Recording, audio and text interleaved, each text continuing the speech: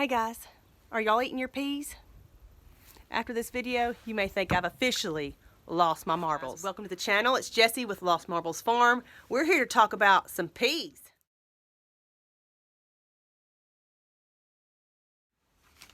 First of all, let me just say, God has really put this on my heart to make this video for weeks, several weeks now, and I've been putting it off and putting it off.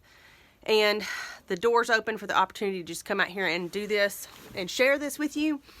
We were actually supposed to go to our co-op today with homeschool, but my car was acting weird and the check engine light came on top of it, and my husband's truck had a flat. So I was like, okay, Lord, I'm staying home. I don't know why, but maybe this is why. Maybe I needed to do this today, so I'm taking advantage right now. What do I mean by eating all your peas? Well, I'm really just using this as a prop.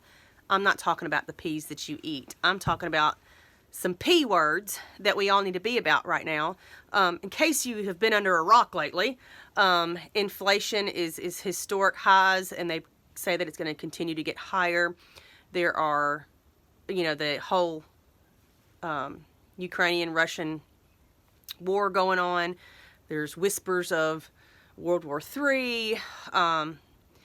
Fertilizer has gone up tremendously, which is going to affect everyone. Many people think, oh, just the farmers and all that. No, not just the farmers, because they use that on their crops. And if it costs this much to make their crops, they're going to have to charge more to grow the crops, which is going to trickle down to me and you. So the point I'm trying to say is all of this is going to affect you. And the way I see it, when I observe people and the behaviors and things like that, which I'm always noticing things, I see three responses. I see preppers, people really on fire, seeing all the cues and the hints of things to come and really getting on the bandwagon. I see people who want to stick their head in the sand and just ignore it. Go on living. I don't want to think about it. I'm not going to turn on the news. I'm just going to live my life and ignore it. Okay? Then there are people that feel this urgency to do something, but they put it off and they're like, I know I should be doing this, but I really don't want to give up my time right now. I want to go ahead and do this instead. And so we recognize the need to do something, but we're just not doing it. So I can't help the people that are oblivious and refuse to acknowledge that you should be doing something. I don't know what to tell you. I mean, you're just going to make your own choice. But this is for those people. I hope this will help those people that are on the fence, that kind of need a little bit of a nudge to do something. The thing I do want to say is, freaking out and running around in fear is not what you need to be doing. That is not productive. It's just not the way you should be. You should be fearing if you don't do anything. Yeah, you might want to be afraid then, but if you're doing your due diligence and you're working hard to do things, then you don't need to be afraid. So that brings me to my first P, and that's pray. That should be the number one thing that you should do. I don't care what faith that you are.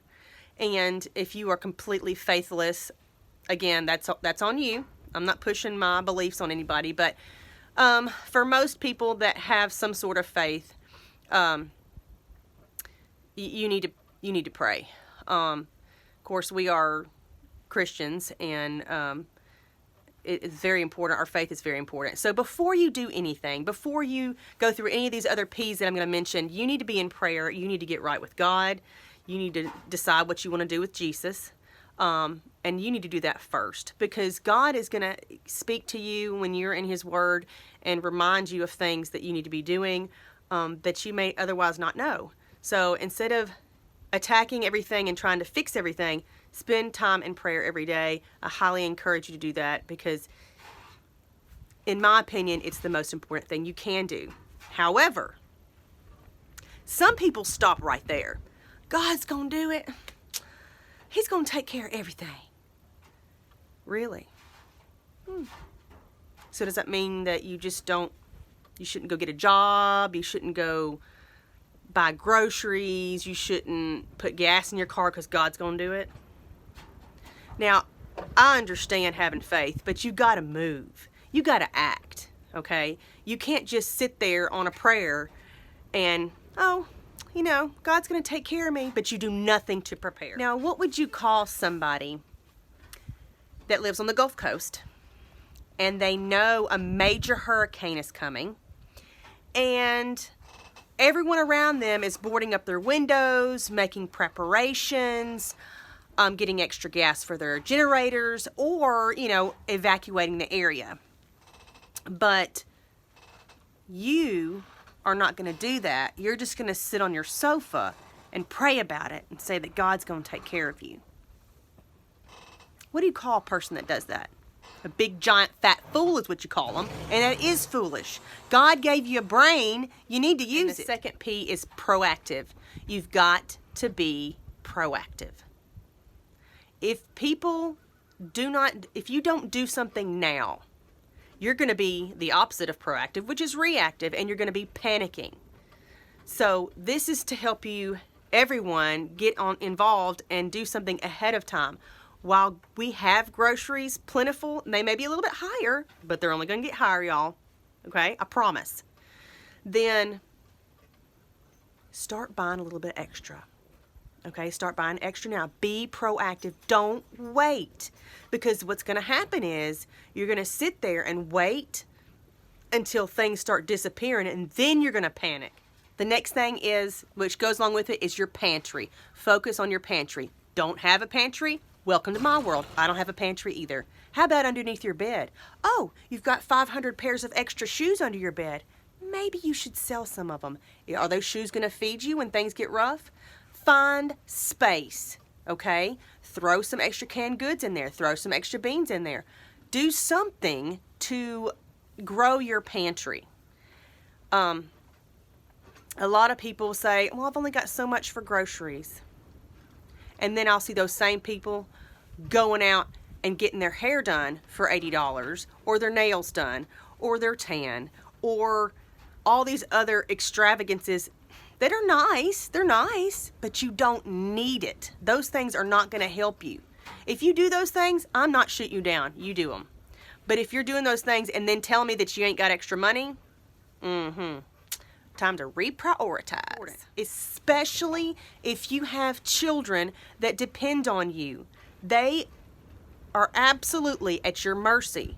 So use every bit of resources you can to think about their future, even if you have to go without. All right, the next one is planning. You need to plan. Have some sort of a plan in case, worst case scenario, you need to have an A, B, C, D, E, F, G plan. Okay, there needs to be multiple plans. We grow a lot of our food. We can a lot of our food. But I also know that we don't can everything. Diversify your pantry. Plan ahead. Have a plan if the electricity runs out. Maybe save up to buy a generator. We don't have a generator yet. It's one of those things on my to-do list, but that might be something good that you may consider. Buy extra. I'm going to buy 10 extra canned goods this week. I'm going to buy 20 extra canned goods this week. So you need to have that type of plan, and you need to have a plan B, and you probably should have a plan Z. All right, the next P on the list is get out there and start planting. Now, I know, not everybody has a way to plant stuff, and I understand. I've lived in apartments where you don't have, not even a cup of dirt, okay? But try, if you can, try to do something, even if it's just to plant one crop, because you can always trade with somebody else. Even if you just plant herbs in little containers, guess what? Herbs can get expensive. You'll have your own herbs, or you can trade with somebody. I've many a time traded goods because I didn't grow a certain herb and I needed it, and I've traded with other people. So don't underestimate what you can do in your space. If y'all eat a lot of potatoes, grow some potatoes. If you love berries, plant some berries. Do something to plant to give you an alternative for food besides the grocery store, because y'all, let's face it, we have become so dependent on grocery stores that we wouldn't know what to do if they disappeared. If those shelves went empty, you'd be empty and you'd be starving. So think about how you can supplement your groceries without the store. All right, y'all, the last P, prepare, prepare, prepare, and then prepare to prepare. You can't do it enough. Being prepared is super, super important. It prevents people from panicking, which leads me to one more thing. There are 2 P's that you don't need to have at all. Don't eat them, flick them off your plate. They are procrastination, and it's what happens if you procrastinate, panic. There are going to be a lot of people panicking, and you're going to be one of them if you don't start preparing now. Stop procrastinating. Stop putting off what is super, super important. Again, especially if you have children or elderly depending on you. You need to do what you can with the time that you have now. Do you really want to be in with that crowd of people throwing down at Walmart, punching each other over a can of beans? Oh, you don't? Then do something about it today. So, eat your peas, people. You get all those peas and you start working on them right now. All right? So there's less people freaking out when things get rough. And they are going to get rough. I'm sorry to say, just based on the prices of fertilizer, we're in for a rough season this year with crops. And again, Economics 101, all of that trickles down to you and your pocketbook. So get ready for higher prices. While the prices aren't so high now, buy extra. Sure, I've offended 500 million people. And guess what? I don't care if I've offended you or not. I'm going to speak to you out of love, and I'm going to speak to you just like I would one of my own kids or my family members. It is just because I want you guys to help yourself, to do something now for your own good. Also, be sure to like, share, and subscribe. Please, please, please share this video with people that you care and love. I hope it inspires somebody. I know God has asked me. He's put this on my heart. And I'm obeying and I'm following in obedience and I'm getting it done. So I know there's somebody out there that needs to hear this message. If that's you or if you know someone that could benefit, please, please, please share it. I hope y'all have a wonderful weekend and we'll see you on the next video.